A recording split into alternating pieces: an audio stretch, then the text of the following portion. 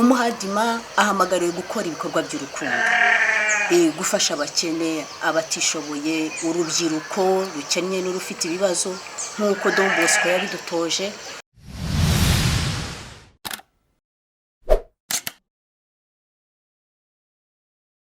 Shuti bakunzi ba Mfata Ikiganza TV, turabasuhuje. None ni tariki 24 z'ukwezi kwa gatanu, itariki muri Kiliziya Gatolika y'isi yose twizizaho umunsi mukuru wa Bikira Mariya umwamikazi utabara abakristo. Nkuko bisanzwe rero tubazanira abatumirwa batandukanye baturutse ahantu hatandukanye ku mpamvu zitandukanye. Uyu munsi rero nta yindi mpamvu twabazaniye umutumirwa no kubera uyu munsi mukuru ukomeye wa Bikira Mariya umwamikazi utabara abakristo. Aha rero nkuko mubibona turi kumwe n'umuvandimwe ukuriye umuryango wa Bikira Mariya utabara abakristo mu karere k'ibiyaga bigari ADMA. Ntabwo rero ndi umuvugire n'umuntu ukuze, nagira ngo musabe atangire yibwira abadukurikiye. Murakoze. Nitwa Simbizo Marie Rose, abandi umubyeyi ufite abana babiri, ndi umuyobozi wa ADMA nk'uko umuvandimwe abivuze. Marie Rose rero murakoze, mutubwiye ko uri umuyobozi wa ADMA, umuryango w'Bikira Mariya utabara abakristo. Ese ADMA mu magambo arambuye bishatse kuvuga iki, kugira ngo wenda na dutangira abantu baze kubasha gusobanukirwa ibijyanye? Murakoze. ADMA mu magambo arambuye y'igifaransa bivuga Association de Marie Auxiliatrice. Ubwo umuntu agerekeje mu Kinyarwanda byaba ari ishyirahamwe rya Bikira Mariya utabara abakristo, ngira ngo hari ni umuryango wa Bikira Mariya utabara abakristo. Umuryango wa Bikira Mariya utabara abakristo. Hanyuma rero Rose, umuryango w'Bikira Mariya utabara abakristo hano mu karere k'ibiyaga bigari mugizwe n'abanyamuryango bangahe? Niba bitabagoye mutubwira abagabo mugenekereje ni bangahe, abagore ni bangahe, ese haba harimo n'abana? Murakoze. Abanyamuryango ni benshi, ariko tubashyira mu matsinda atandukanye. Hari abanyamuryango bakoze amasezerano bakaba ari 44. Hakaba n'abandi banyamuryango batari bakora amasezerano, twabita abadima b'abaspira. Hakaba ndetse n'abana bagikura, bagitozwa, bakigishwa umuco mwiza wo gusenga. Mutubwiye ko harimo n'abana, ese abana nabo bemerewe gukora amasezerano nk'abakuru cyangwa umuntu akora amasezerano uko amaze gukura? Murakoze. Amategeko mpuzamahanga agenga umuryango wa Bikira Mariya utabara abakristo ateganya ko umuntu akora amasezerano afite imyaka 18. Ubwo rero abana batari bageza kuri iyo myaka barasenga bakitagatifuza mu bikorwa bitandukanye dukora, ariko ntago babemerewe gukora amasezerano. Ngira ngo no mu mategeko asanzwe y'ibihugu byinshi imyaka 18 imyaka y'ubukure umuntu abashobora kumenya kwifatira icyemezo. Hanyuma rero iyi tariki 24 Gicurasi cyangwa se ukwezi kwa gatanu ivuze iki ku banyamuryango ba ADMA? Murakoze Donate. Iyi tariki muri Kiliziya y'isi yose ni tariki duhimbaza umubyeyi Bikira Mariya utabara abakristo. Kuri ADMA by'umwihariko ni umunsi wacu, kuko tuba duhimbaza umubyeyi twiyambaza, twahisemo kwisunga. Rero hari abavuga ko Bikira Mariya ari umugore nk'abandi. Wowe uri umwishyira hamwe mu muryango wa Bikira Mariya utabara abakristo wababwira iki? Oya, ntabwo Bikira Mariya ari umugore nk'abandi. Hari ibintu bitatu by'ingenzi Bikira Mariya yihariye adahuriyeho n'abandi bagore. Niwe mugore wenyine wasamye ku bwa Roho Mutagatifu. Ahandi hantu waba utuye mu giturage wanyuze, iyo nkuru nta wundi mugore wari wayumvaho. Ikindi Bikira Mariya yihariye ni umugore wabyaye kandi akomeza kubisugi. Ikindi kandi yihariye nk'umubyeyi, niwe mubyeyi wenyine wabyaye Imana. Abandi babyara abantu, nta wundi muntu aho dutuye, aho tugenda, emwe no mu bihugu by'amahanga bari batubwira ko yabyaye Imana. Ibyo bintu uko ari bitatu bituma Bikira Mariya abo umuntu udasanzwe, n'ibintu yihariye. Kuri twebwe rero ntabwo Bikira Mariya ari umugore nk'abandi, ni nyina w'Imana. Kubera ko yabyaye Imana agira utundi tubyiniriro twinshi, ariko hazamo no gutabara abakristo. Uku kubatabara bikesha ko yabyaye Imana. Murakoze. Hanyuma rero nagira ngo mbabaze, hari umuntu udukurikiye kuri iki kiganiro cyacu uzakibona ushobora kumva ko umuryango wa Bikira Mariya w'Abakristo ari umuryango mwiza, akumva yifuje kuwujyamo. Umuntu ushaka kwinjira mu muryango wa Bikira Mariya w'Abakristo yaca mu zihe nzira? Murakoze. Umuryango wa Adima kugira ngo ushobore kuwinjiramo ni uko ugomba kuba uri umukristo utifungiye amasakramentu. Igomba kuba kandi umukristo uwo ari we wese. Abakristo n'umuryango wagutse. umukristo uwo ari we wese yazamo kuva ku bana kugeza ku bakuru, atifungiye amasakramentu cyangwa se atarayafungiwe. Ariko kandi hari ibikorwa byinshi bitandukanye dukora twitagatifuza, agomba nabyo kuba byujuje. Abadima ni umuryango w'abarayiki b'abasereziyane washinzwe na Mutagatifu Yohani Bosco. Awushinga rero yifuzaga ko abazawujyamo bazajya biyambaza ku buryo bw'umwihariko Bikira Mariya utabara abakristo, ariko si cyo gusa, bakabikora Bikira Mariya utabara abakristo ubundi adufasha guhura na Yezu ku buryo bunoze. Umwadima ahamagarirwa gushengerera, guhabwa penetensiya, gutura igitambo cy'Ukarisitiya inshuro zirenze imwe.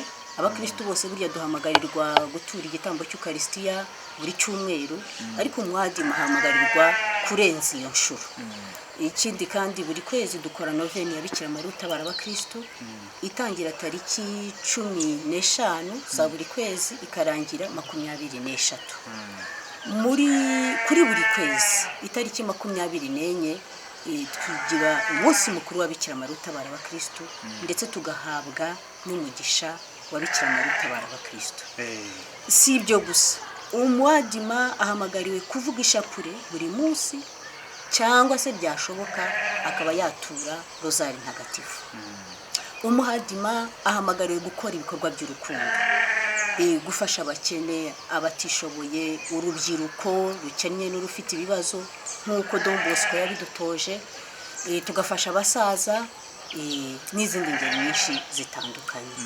Ubwo rero iyo ibyo bikorwa byose ubyibonamo, ukaba wumva wabikora nta na kimwe usigaje inyuma, karibu mu muryango wa Adima, amarembo arafunguye. Hanyuma rero uvuze ibikorwa byinshi bitandukanye mukora, numva wibanda ku bikorwa by'amasengesho cyane cyane. Ariko abantu hanze aha ngaha kugira ngo bemere bashaka n'ibikorwa bigaragarira amaso umuntu ashobora gufata. Ese ni ubuhe butumwa bundi byongera kuri ayo masengesho mukora mwatubwiye ushobora kugira no mu giturage aba Adima bakora? Murakoze. Isengesho ryiza rigendana n'ibikorwa. Buri kwezi dukora noveni ya Bikira Mariya utabara abakristo, ariko mu nama Bikira Mariya utabara abakristo atugira, aduhamagarira gukora igikorwa cy'urukundo buri kwezi. Waduha urugero rw'igikorwa nk'igikorwa cy'urukundo mujya mukora mugafasha abantu runaka ku buryo namwe mubona ko koko hari ikintu mukoze kigaragara? Murakoze.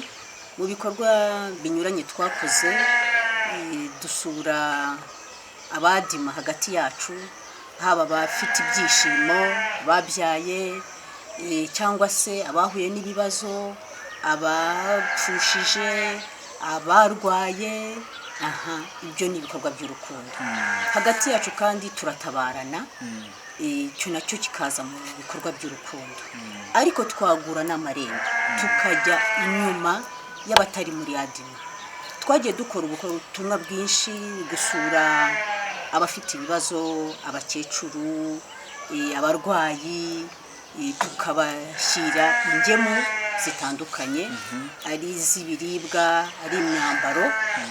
Ariko mbere ya Covid twajyaga dukora ubutumwa kuri gereza ya Muhanga, tugashyira abagororwa bari muri gereza ya Muhanga imyambaro mu gihe cya Noheli ndetse tukabashyira ubutumwa bwiza bw'umwana ugiye kutuvukira. Si ibyo gusa, twagiye dukora ubutumwa no mu barwayi, ihaba i Kabgayi naho ndumva twaragiyeyo. Ubwo rero aha hose duturanye tugenda turobamo ingo zimwe na zimwe, cyane cyane zifite ibibazo, tukabageraho ku buryo nabo bamenya ibyiza byo gutabarwa na Bikira Mariya utabara abakristo. Hanyuma rero Bikira Mariya umwamikazi utabara abakristo, birumvikana n'umubyeyi wanabivuze ati yabyaye Imana, nta wundi wabyaye Imana, ariko abagize umuryango wa ADMA, umuryango w'Bikira Mariya utabara abakristo, abenshi nabo ni ababyeyi. Burya rero kuba umubyeyi bijyana no kurera. Ese ni ubuhe burere muri ADMA muha abana kugira ngo mukumire hato kuba bashoka mu ngeso zitari nziza, kujya kuba mu muhanda, kunywa ibiyobyabwenge, kuba amahabara? Ni ubuhe burere budasanzwe muha abana nk'aba ADMA kugira ngo barinde ibyo byoni byose byangiza umuryango? Murakoze. Mu mategeko mpuzamahanga atugenga duhamagarirwa kuba abakristo beza aho tuba mu miryango yacu ndetse n'aho dukora. Iyo rero ubaye umukristo mwiza, ujya inama n'abo mubana, cyane cyane reka mpere ku rugo, ukajya inama n'abo mukorana, ukajya inama n'abaturanyi, ndetse ukabaha n'urugero rwiza.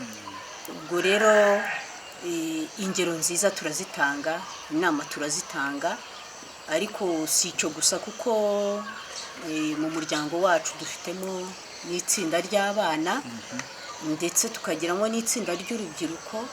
Abo nabo tubagenera inyigisho zigendanye na gatigisimu, zigendanye n'ubuzima busanzwe. Ibyo rero iyo wabyumvishe neza ukurana igikundiro ku Mana no ku bantu.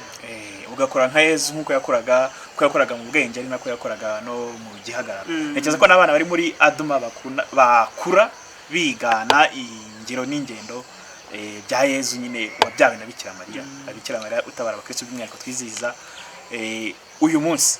Nshuti rero bakunzi ba Mfata Ikiganza TV, tugana ku musozo, nagira ngo mbaze umutumirwa wacu, ese ni rihe banga umuntu yakoresha kugira ngo abeho neza mu buzima, abeho afite ibyishimo by'umutima n'iby'umubiri? Murakoze.